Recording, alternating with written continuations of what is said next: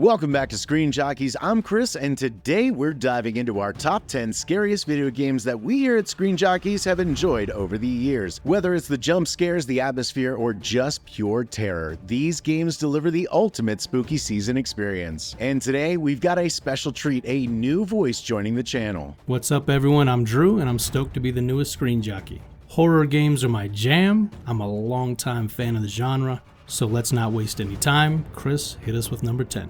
I get the pleasure of starting off our list, and I'm going to go with Layers of Fear, a psychological horror game that's all about creeping dread and the fear of the unknown. You play as a deranged painter trapped in a mansion where reality constantly shifts around you. The game has this way of messing with your head. Hallways change, doors disappear, and every turn feels like a new nightmare. It's more of a slow burn, but when the scares hit, they hit hard. This one's for those who enjoy psychological torment over outright gore. I had a blast with this experience and would highly recommend this simple game that delivers a fantastic horror experience. Number 9. You wanna know what's scary? The ocean. It's fucking terrifying, honestly. You move slow as hell, you can't see but a couple feet in front of you at your best, and your strength is next to nothing underwater. Now, what's scarier than the ocean? An alien ocean on an alien planet. Not only are you stranded in a vast alien ocean, isolated and vulnerable, you are surrounded with seemingly endless unknowns. Who knows how many alien sharks, whales, and krakens are around?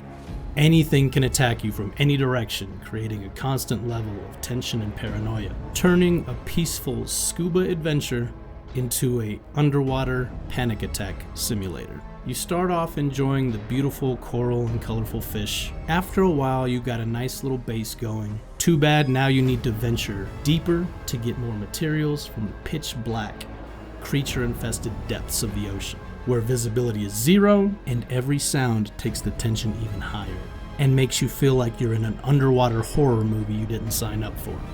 Then it happens.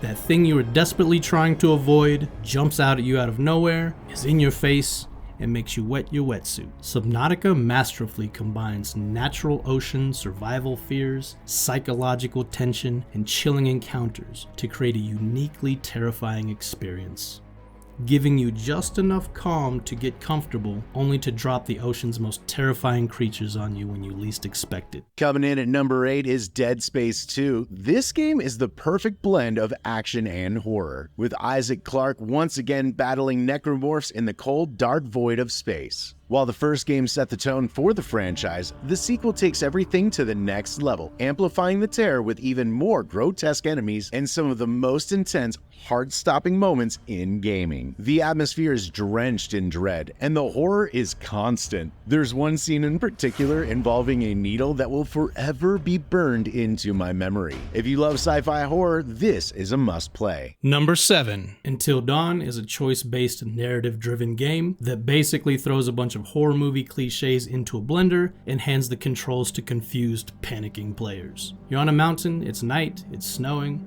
and with the butterfly effect system, every small decision, like whether to check your phone or comfort your friend, can lead to someone getting impaled by a Wendigo later. And trust me, you will mess up. You'll think, oh, I'm definitely saving everyone this time. Then bam, Mike trips on a log. Bam, Rachel gets gingivitis. Bam, Terrence gets prostate cancer. But the real appeal is the dumb fun of seeing how badly you can mess up and then blame the characters for it.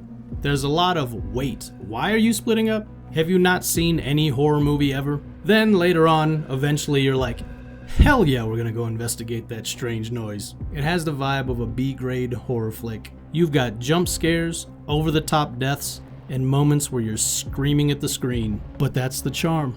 It's hilarious and a bit of a guilty pleasure to watch these incredibly stupid teens make terrible decisions, and the game rewards you for it. If you like feeling completely powerless, Outlast is the game for you. Coming in at number 6, this first-person survival horror throws you into an abandoned asylum armed with nothing but a camcorder and your ability to run, hide, and pray. It's relentless. There's no fighting back, just pure survival. The tension is suffocating and every moment feels like a life or death decision as you try to avoid the deranged inhabitants lurking in the shadows. The grainy night vision from the camcorder ramps up the fear, making everything feel so much more intense. Playing this game feels like an extreme version of hide and seek. My heart was racing the entire time, just like when I was a kid, trying to hide inside of the coat closet. The best part? Even the person watching you play will get scared out of their mind. There were moments when I didn't even want to leave my hiding spot. I just set the controller down because I couldn't handle the horrors waiting for me outside. It's definitely not one for the faint of heart. Number 5. This is the game that really got me hooked into the genre. After Resident Evil 1's boring mansion, Resident Evil 2 took things to a whole new level, allowing you to roam the city streets, buildings, and alleyways, giving a new sense of freedom and insight to the chaos and terror that existed around every corner. It plays the survival chord well. As you sneak and search through a bloody police station, you definitely feel outgunned and out of luck. My thoughts exactly when I encountered my first licker.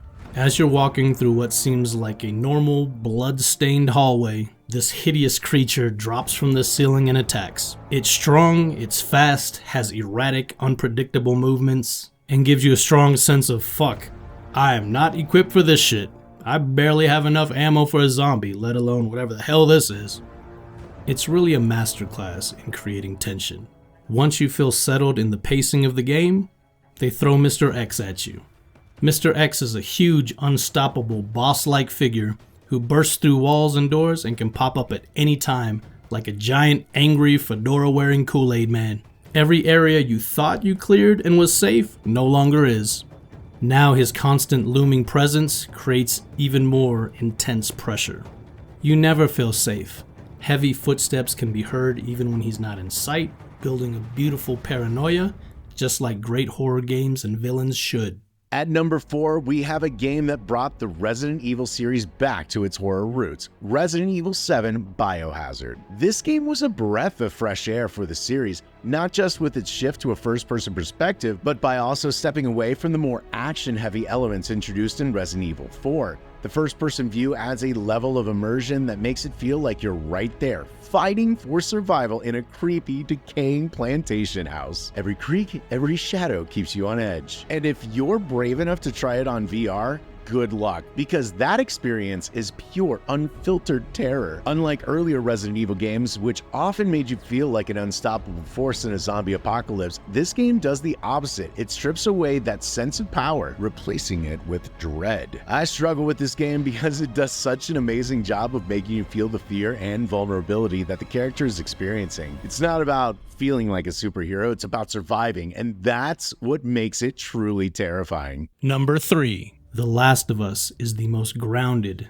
down-to-earth, realistic game with the most heart in the horror genre. With amazing acting performances and true Naughty Dog style, combining deep emotional moments with intense and shocking action, all seamlessly between cutscenes and gameplay. Story-wise, Last of Us is basically a post-apocalyptic road trip where you are consistently sneaking past dense groups of infected, cannibals, and every hostile human left trying to shiv you in the back. The heart of the game is in the character drama and the growing bond between Joel and Ellie, a grumpy, emotionally scarred old man with a mysterious past, and a kid who roasts him at every opportunity. The bond between Joel and Ellie consistently grows in small, subtle ways. It's survival horror with a soul, where you're eventually more terrified of losing Ellie or Joel than the monsters themselves. Between scavenging for duct tape like it's gold and trying to survive yet another ambush by ruthless humans, you'll cry, you'll laugh, and you'll probably develop Joel-level knee problems from all the crouch walking. Every time you think you're safe, you'll step on a glass bottle, and suddenly a zombie's doing a banshee scream in your face. Meanwhile, Ellie's in the back asking for more puns. Despite all the blood and chaos, you'll get totally invested in these two, and by the end, you will have your heartstrings played like Joel's guitar and be haunted by moral dilemmas. At number 2, we have Alien Isolation. Yes, it's another first-person survival horror game. What can I say? I have a style that I really enjoy. As a huge fan of the first 2 Alien films, this game was a welcome addition to the franchise. The developers even paid homage to the original movies, and what makes this game even more special is that you play as Amanda Ripley, the daughter of Ellen Ripley. This was a brilliant touch that ties the game's story to the films in a meaningful way. Alien Isolation perfectly captures the feeling of being hunted by an unstoppable force. The Xenomorph's AI is unpredictable and no 2 encounters feel the same. You can't outsmart it, you can't outrun it forever, and you certainly can't fight it head on. It's just you, your wits, and a handful of tools trying to survive against one of the scariest movie monsters of all time. The constant sense of dread combined with the incredible sound design keeps the tension dialed up to 11. Every beep of the motion tracker, every hiss in the vents makes you feel like your life could end at any second. This is pure survival horror at its finest. You can't fight the Xenomorph,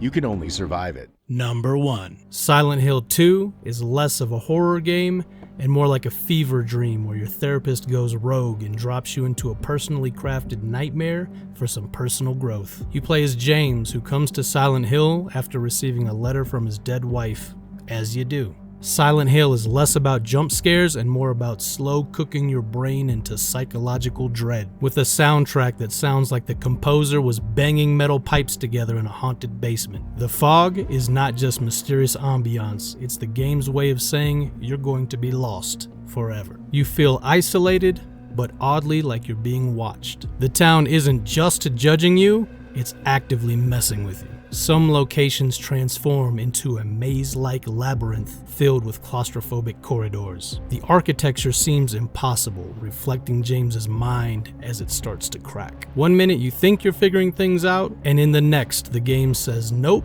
and here's a monster that feels like it was designed to crawl out of your subconscious. The voices whispering in the background sound like inner demons come to life, hinting at a dark past, and feel very invasive and personal. Then there's Pyramid Head, who shows up just to remind you that things can always get worse. He is the embodiment of guilt and bad vibes, and you're powerless to stop him, so just enjoy the anxiety and impending doom. Silent Hill is a creepy setting in itself, but then it frequently shifts into the hellish otherworld, which is basically Silent Hill turned up to 11. These moments are terrifying because they signal James's deeper descent into madness and suffering. The walls gradually change from stone to organic, fleshy textures, as if the environment itself is becoming monstrous. This physical transformation amplifies the feeling that Silent Hill is becoming more hostile and alive. The emotional weight behind James's journey makes the horror more impactful, elevating it from mere survival to an emotionally charged experience that resonates with players long after they finish the game. In the end, Silent Hill isn't just trying to scare you, it's trying to mentally break you.